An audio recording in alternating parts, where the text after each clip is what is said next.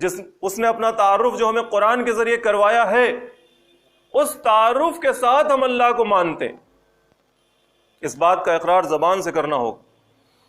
ہمارا دین اسلام ہے، یہ دین جو قرآن نے ہمیں پیش کیا، قرآن نے جو دین ہمیں دکھایا ہے، ہمارے سامنے رکھا ہے، محمد صلی اللہ علیہ وسلم نے جو دین ہمیں دکھایا ہے، جو بتایا ہے، اس دین کو ہم ویسا ہی مانتے ہیں، بنا کسی کمی کے، بنا کسی زیادتی کے، اس دین کو ہم ویسا ہی مانتے ہیں۔ یہ ہمیں اپنی زبان سے کہنا ہوگا دنیا کے سامنے، وہ بانگ دہل، ڈنکے کی چوٹ پہ۔ اور اسی طرح سے محمد صلی اللہ علیہ وسلم کے ساتھ ہمارا جو رشتہ ہے، جو تعلق ہے، کیا ہے رشتہ؟ سب سے زیادہ محبوب ذات اللہ کے بعد ہونی چاہیے محمد صلی اللہ علیہ وسلم کی۔ ان کا طریقہ، ان کا راستہ، ان کی ہدایات، ان کی رہنمائی ہمارے سر آنکھوں پر ہونی چاہیے۔ ہماری آنکھ کھلے تو ہمیں سوچنا ہے کہ محمد صلی اللہ علیہ وسلم نے ہماری کیا رہنمائی کی ہے اس وقت، اس معاملے میں، وہی کرنا ہے، ویسے ہی کرنا۔ سیکھنا ہوگا، جاننا ہوگا، غلط فہمی سے ہٹنا ہوگا، کیونکہ سنت و حدیث کے نام پر بہت سی غلط فہمیاں بھی ہیں۔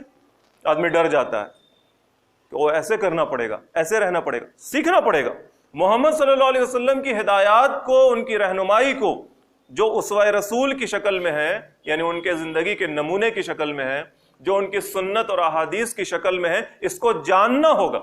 بنا جانے صرف سنی سنائی پر گھبرائیے نہیں، جاننا ہوگا، اور اس بات کا اقرار کرنا ہوگا کہ یہ جو ہیں، جن کی زندگی کو ہم اپنی زندگی کے مطابق، جن کی زندگی کے مطابق ہم اپنی زندگی بنا رہے ہیں، ڈھال رہے ہیں، اور جن کے نظام کو لے کر ہمیں چلنا ہے، جن کے نام کا ڈنکا بجانا ہے، یہ ہمارے اللہ کے بعد سب سے محبوب اور چہیتے ہیں۔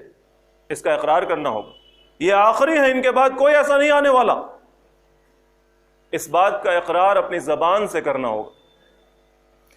یہ جو قرآن ہے جس کو ہم سن رہے ہیں اور پڑھ رہے ہیں، یہ اللہ کی کتاب ہے، یہ کبھی پرانی نہیں ہو سکتی، اس کی کوئی بات کبھی غلط نہیں ہو سکتی، اس کی کوئی بات ایسی نہیں ہے جو آبسولیٹ ہو جائے کہ اب چل نہیں سکتی۔ یہ پرانے وقتوں کی باتیں ہیں، اس میں قصے اور کہانیاں ہیں، ہمارے لیے اس میں کوئی رہنمائی نہیں ہے۔ پڑھ لو، ثواب مل جائے گا، لیکن زندگی اس کے مطابق گزارنا اب پاسبل نہیں ہے۔ نہیں، ہم ایسا نہیں کہہ سکتے، ہمیں ماننا ہوگا، اور یہ ماننا بھی ہمیں اپنے زبان سے کرنا ہوگا۔ تو زبان سے جب ہم نے مان لیا تو پھر اس آدمی میں اور ہم میں کیا فرق ہے؟ ہمیں بھی ماننا ہے۔ اقرار باللسان، اپنی زبان سے اقرار کرنا ہے۔ یہاں پر وہ آدمی جس کے بارے میں اللہ تعالیٰ کہہ رہے ہیں وَمِنَ النَّاسِ مَن يَقُولُ آمَنَّا بِاللَّهِ وَبِالْيَوْمِ الْآخِرِ، اور انسانوں میں کوئی ایسا ہے جو مان رہا ہے، اقرار کر رہا ہے، کہہ رہا ہے کہ ہم ایمان رکھتے ہیں، تو وہ بھی کہہ رہا ہے اور ہم بھی کہہ رہے ہیں۔ then what is the difference؟ کیا فرق ہے پھر؟ اس کے بعد پھر کیا فرق ہے؟ اس کا دل نہیں کہہ رہا۔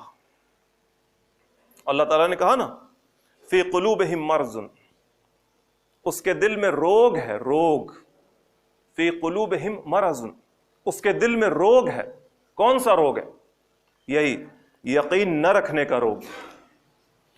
وہ جو اپنی زبان سے کہہ رہا ہے، دل اس کے ساتھ نہیں ہے۔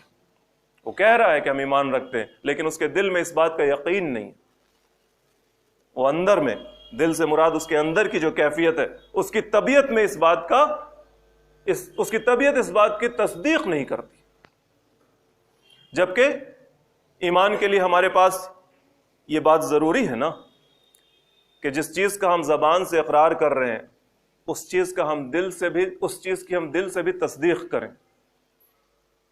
دل بھی ہمارا مانے کہ ہاں، ہم نے اللہ کے بارے میں، اس کے آخرت کے بارے میں، اس کے رسول کے بارے میں، اس کے کتاب کے بارے میں، اس کے فیصلوں کے بارے میں، اس کے فرشتوں کے بارے میں ہم نے جو چیز کہی اپنی زبان سے، ہمارا دل اس بات کو قبول کرتا ہے، ہمارا دل اس بات کی تصدیق کرے۔ یہ آدمی جس کے بارے میں اللہ تعالیٰ کا فتویٰ ہے وَمَا هُمْ بِمُؤْمِنِينَ، وہ مومن نہیں ہے، وہ اپنے دل سے نہیں مانتا۔